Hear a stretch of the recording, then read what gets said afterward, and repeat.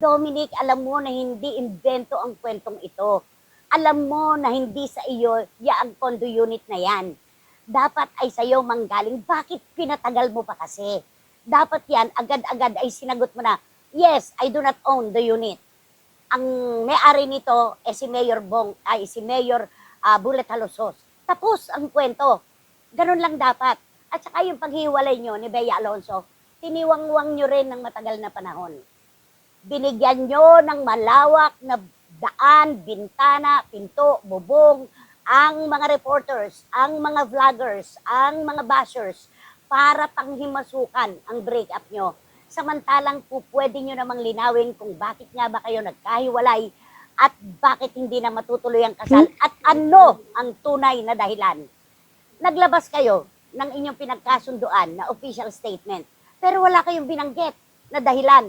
Habang wala kayong binabanggit na dahilan kung bakit hindi matutuloy ang inyong kasal, ang mga tanong ay hindi matatapos.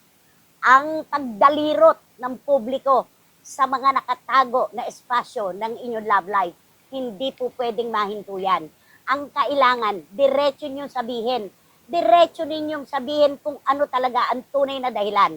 At ngayon, Dominic Roque, napakaselan mo. Napakasensitibo mo. Public figure ka, pero lumalabas dito sa iyong pinalabas na pahayag, opisyal na pahayag sa pamamagitan ng iyong mga abogado, na ayaw mong may naririnig at nababasa na para sa iyo ay hindi kagandahan na kwento. Hindi po pwede yun. Hindi pwede yun. Pinasok mo ang mundo ng showbiz, nasa lokal na aliwan ka. Kapag ipinasok mo ang isang paa mo dito, kasunod ang kabila. Yung kapribaduhan na hinihingi ninyo ni Bea, maramot sa inyo yon. Hindi kayo pagbibigyan ng kapalaran. Kapag hiningi ninyo ang kapribaduhan, mabibigo kayo. Unang-una, public figures kayo. Huwag na natin gamitin yung public property. Dahil may sarili din kayong buhay na dapat itira kahit kudlit lang para sa sarili nyo. Pero figura kayo ng showbiz, public figures kayo. Ano mang nangyayari sa buhay nyo, ay para kayong isda sa aquarium. Tinititigan kayo. Bawat paling ninyo, bawat galaw nyo, mapapansin. Lalo na si Bea Alonso.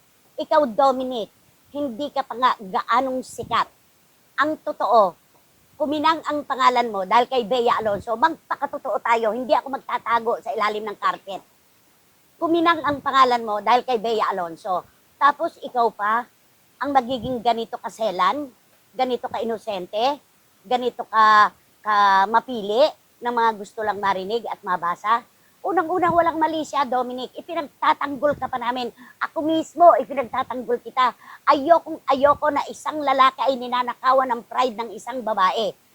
Naririnig nyo yan. Kung napapanood nyo ang aking mga sinasabi at nakikinig kayo, malalaman mo na kinokontra ko ang mga taong nang mamaliit ng kapwa. Hindi po pwedeng magkaroon ng mali siya. Hindi kita sinisiraan. Yun ang napakalinaw. Ang mga bashers, kinokontra ko rin.